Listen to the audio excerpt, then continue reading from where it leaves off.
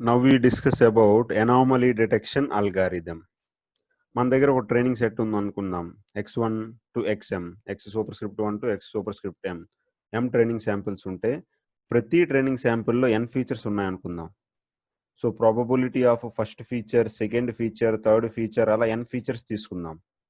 ఈ probability of n ఫీచర్స్ని మనం multiply చేస్తే then we will get the total probability. We already know in the probability of 5 events నేను తీసుకుంటున్నాను. ఆ 5 events independent events అయితే total probability is equal to multiplication of probability of individual events. అయితే ఇక్కడ మనకి ఒక ఫీచర్ ఇంకొక ఫీచర్ ఇండిపెండెంట్ కాకపోయినా, మేబీ కొరిలేషన్ ఉన్నా సరే, మనకి ఈ p of x is equal to p of x1 into x2 into p of x3 into p of x అన్న దాంట్లో మనం ఉపయోగిస్తున్న దాంట్లో రిజల్ట్ మనకి ప్రాపర్గానే వస్తుంది. ట్రైనింగ్ శాంపిల్స్ని తీసుకున్నాం x1 to xm. Each training శాంపిల్లో కూడా n ఫీచర్స్ ఉన్నాయి.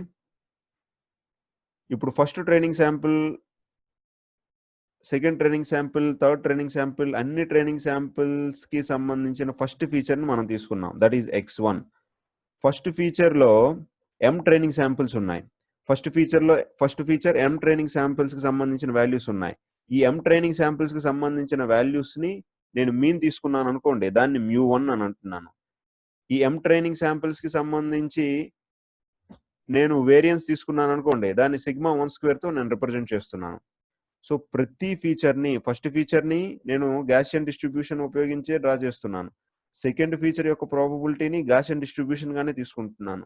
థర్డ్ ఫీచర్ ప్రాబబిలిటీని గాసియన్ డిస్ట్రిబ్యూషన్ గానే తీసుకుంటున్నాను. సో ప్రతి ఫీచర్ ప్రాబబిలిటీని గాసియన్ డిస్ట్రిబ్యూషన్ గా తీసుకుంటున్నాను కాబట్టి ప్రతి ఫీచర్ కి సంబంధించిన అన్ని ట్రైనింగ్ శాంపిల్స్ వాల్యూస్ ని యావరేజ్ తీసుకొని దాన్ని మీన్ అంటున్నాను.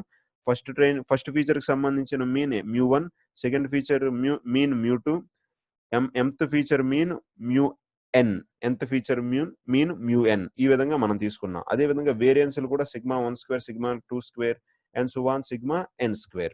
ఇప్పుడు ఈ ప్రాబబిలిటీస్ అన్నింటినీ నేను మల్టిప్లై చేశాను. మల్టిప్లై చేసిన తర్వాత వీటిని ఒక టెక్నికల్ టర్మ్ పై అనే టెక్నికల్ టర్మ్ తీసుకున్నాను. j is equal to 1 to n p of xj. So అన్ని ప్రాబబిలిటీస్ని కూడా మనకి ఇక్కడ మల్టిప్లై చేస్తే టోటల్ ప్రాబబిలిటీ అనేది వస్తుంది. That's why we have considered pi. Now we are seeing the approach how to proceed for anomaly detection algorithm. First we have to choose the features, all features we are taking. In this example we are having features, n features. ప్రతి feature లో కూడా m training samples ఉన్నాయి. So first μ1 to μn means calculate చేస్తున్నాను అన్ని features కి. Next I am finding the variances for all features. Once I have found the mean and variances for all the features, I can find the total probability.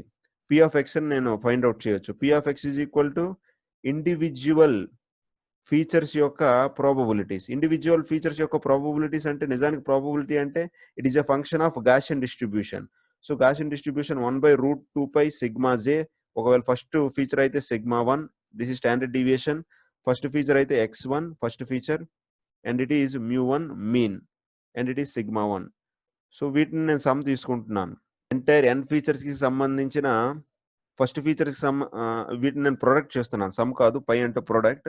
So first feature probability p of x1, second feature probability p of x2 and ఈ విధంగా n features కి సంబంధించిన probabilities ని తీసుకొని వాటి probabilities product ని original గా p of x అని రిప్రజెంట్ చేస్తున్నాను. ఇప్పుడు ఈ p of x కి నా టెస్ట్ శాంపిల్, నేను ఒక టెస్ట్ శాంపిల్ ఇచ్చాను.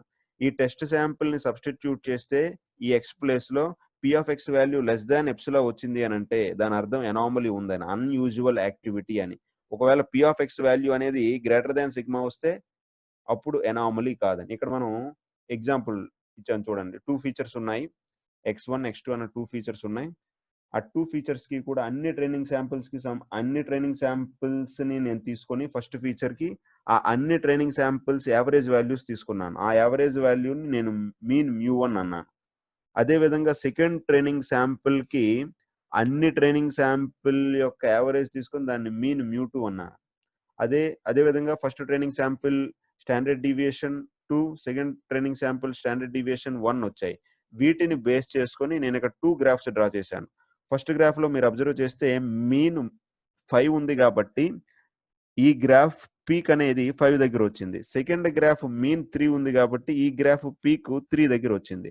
And first graph variance 4 and second graph variance 1. First graph variance 4 ఉంది కాబట్టి ఈ కర్వ్ విడ్త్ అనేది ఎక్కువగా వచ్చింది. సెకండ్ గ్రాఫ్ వేరియన్స్ 1 చాలా తక్కువ ఉంది కాబట్టి ఈ కర్వ్ విడ్త్ అనేది నేరోగా వచ్చింది. Now we have found the probability x1, the probability x2. ఇప్పుడు మనం p of x find out చేయాలి. p of x find out చేయాలనంటే p of x1 ని x2 ని మల్టిప్లై చేయాలి. This is the multiplied graph, 3 dimensional graph. x axis మీద x1 తీసుకున్నాం, y axis మీద x2 తీసుకున్నాం. సో z యాక్సిస్ మీద p of x1 multiplied with p of x2 అంటే మనకి టోటల్ p of x అనేది వస్తుంది. x1 వాల్యూ 2 తీసుకున్నాం, x2 వాల్యూ 2 తీసుకున్నాం. x1 వాల్యూ 2కి x2 వాల్యూ 2కి ఇక్కడ p of x అనేది ఏదైతే హైట్ ఉందో z యాక్సిస్ లో అది p of x ని రిప్రజెంట్ చేస్తుంది. ఇప్పుడు మనం 2 ట్రైనింగ్ శాంపిల్స్ తీసుకున్నాం. ఫస్ట్ ట్రైనింగ్ శాంపిల్ మన డేటా ఎక్కడ ఉందో ఆ డేటా దగ్గరే ఉంది కాబట్టి దీని ప్రాబబిలిటీ అనేది ఎప్సిలాన్ కంటే ఎక్కువ రావాలి. Now the probability we have got 0.04. 0.04 అంటే ఎప్సిలాన్ కంటే ఎక్కువ ఉంది కాబట్టి ఇది అనామలస్ కాదు అని చెప్తున్నాం. సెకండ్ టెస్ట్ శాంపిల్ మనం తీసుకున్న ట్రైనింగ్ శాంపిల్స్ డేటాకి చాలా దూరంగా ఉంది, ఇది అనామలీ అని రావాలి. సో ఇప్పుడు దీని ప్రాబబిలిటీని మనం ఫైనల్ గా ఇక్కడ వచ్చిన ఈక్వేషన్ లో సబ్స్టిట్యూట్ చేస్తే x test 2 value we are getting 0.0021 అంటే ఎప్సిలాన్ కంటే చాలా తక్కువ ఉంది. Now we are saying it is anomalous. అంటే మన డేటా ఇక్కడ మన ట్రైనింగ్ శాంపిల్స్ అన్నింటి దగ్గర ఒకవేళ మన టెస్ట్ శాంపిల్ తీసుకుంటే అది అనామలీ కాదని చెప్తున్నాం. ఇప్పుడు ఇక్కడ నేను ఒక టెస్ట్ శాంపిల్ తీసుకున్నాను, అది అనామలీ కాదు, ఇది అనామలీ కాదు, ఇది అనామలీ కాదు. ఈ సర్కిల్ కి దాటి చాలా దూరంగా మన ట్రైనింగ్ శాంపిల్స్ కి దూరంగా మనం ఏదైనా తీసుకున్నాం అనుకోండి, ఇవన్నీ అనామలీ అంటే అన్యూజువల్ యాక్టివిటీస్. ఎప్పుడూ జరిగే యాక్టివిటీ కాదు అని మనం చెప్తున్నాం అని అంటే అది అన్యూజువల్ యాక్టివిటీ. ఆ అన్యూజువల్ యాక్టివిటీనే మనం అనామలీ అంటాం. అనామలీ డిటెక్ట్ చేయడం కోసం ఇక్కడ చూడండి ఈ కర్వ్ 3 డైమెన్షనల్ ప్లాట్ లో ఈ కర్వ్ కి ఈ గ్రాఫ్ కి దూరంగా ఎక్కడైనా ఈ పాయింట్స్ వస్తూ ఉంటే వాటిని మనం అనామలీ అంటాం. ఈ విధంగా మనం అనామలీ ఫైండ్ అవుట్ చేయడానికి ఇండివిజువల్ ఫీచర్స్ తీసుకున్నాము. ఎన్ని ఫీచర్స్ తీసుకుంటే ఎగ్జాంపుల్ n ఫీచర్స్ ఉంటే ఆ n ఫీచర్స్ కి సంబంధించిన ప్రాబబిలిటీస్ తీసుకొని ఆ ప్రాబబిలిటీస్ ని ఒక్కొక్క ప్రాబబిలిటీని మల్టిప్లై చేశాం.